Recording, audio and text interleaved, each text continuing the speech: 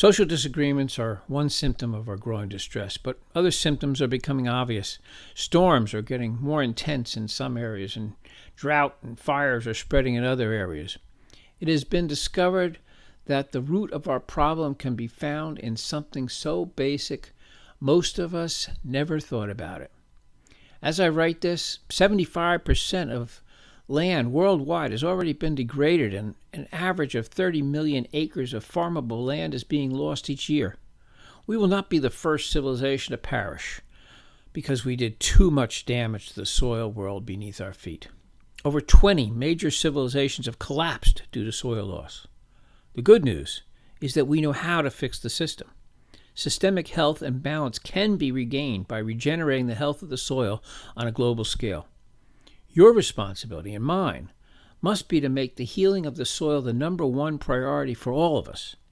There are many sources of information to explain why soil health is the key to climate stability, as well as our ability to feed ourselves and have the air we need to live. People have many different causes and things they believe important, but we are faced with a problem that makes them all secondary. The gift we have been given is the choice to put aside our differences as we come together to heal the planet or not. A house divided will fall, but with shared purpose, we can all be reborn and reclaim our role as the caretakers of this world. I hope you're agreeable to accepting this mission as your own. How could we have a more valiant quest than restoring the natural balance of the world on which we depend? The evidence is overwhelming, and the path we need to take is clear. For all of our sakes, please learn more about this and get involved. A good place to find the map you need is at Kiss the Ground.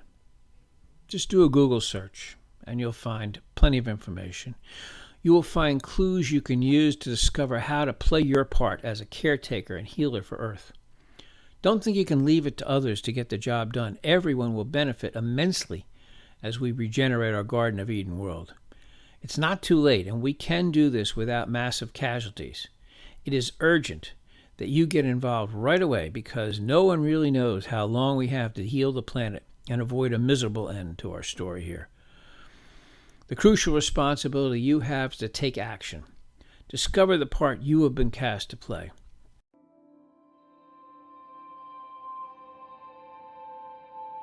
Do you feel hopeless about climate change and the damage we are doing to our planet? I did. But then I was shown a new way to look at the problem, which made the solution so obvious and so within reach. A solution that's right under our feet. I've been sharing this story with everyone I know, and now I want to share it with you. Climate change is all about too much carbon in our atmosphere, right? But carbon's not our enemy. It's the building block of life. Everything alive is made of it. It's us. The problem and the solution are simply a matter of balance. To see this balance, let's step back and look at the 5 pools of where carbon is stored on planet Earth: atmosphere, biosphere, oceans, soil, and fossil. Starting about 500 million years ago, when plants appeared on land, carbon began to cycle in an amazing balance between these pools, a balance that allowed for life as we know it to evolve. Then one life form, us, figured out how to extract carbon from the fossil pool, which is pretty much a permanent timeout zone for carbon. Then we burned it for energy, putting it into play, disrupting that balance. Human beings have done several other things to throw this natural carbon balance out of whack. The way we manage land and do agriculture is moving even more carbon from the soil and biosphere into the atmosphere. Specifically, we've moved 534 gigatons of carbon dioxide into the atmosphere, which is heating up the planet and destabilizing our climate. The big question is, where do we put this excess carbon? Well, remember when I said that the solution is right under our feet? It literally is. It's the soil.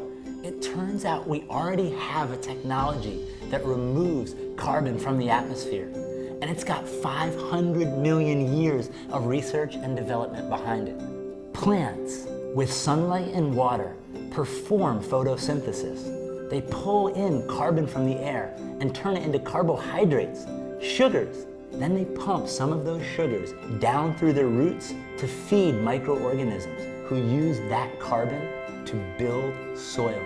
Voila, carbon moved.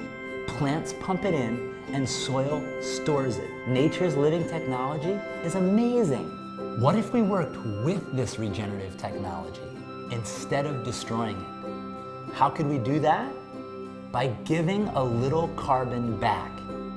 Scientists have recently discovered that applying a thin layer of compost sets up an ongoing positive feedback loop that brings more and more carbon into the soil each year. In concert with other regenerative practices like not tilling the soil, planting trees, cover crops, and planned grazing, we can build and retain gigatons of soil carbon. This is carbon farming. This is regenerative agriculture. And there is nothing more powerful than an idea whose time has come. Check this out. Unlike more carbon in the atmosphere, more carbon in the ground is good for us. It makes healthy soil, which is nutrient rich, full of life, and holds way more water. This means more nutritious food and crops that are more resilient in the face of drought. That's good news for farmers, families, and everyone that eats. Remember this, the way we grow our food, fiber, and fuel either puts carbon up into the atmosphere or it pulls it down into the ground. The regeneration of soil is the task of our generation. Our health, the health of our soils, and the health of our planet are one and the same.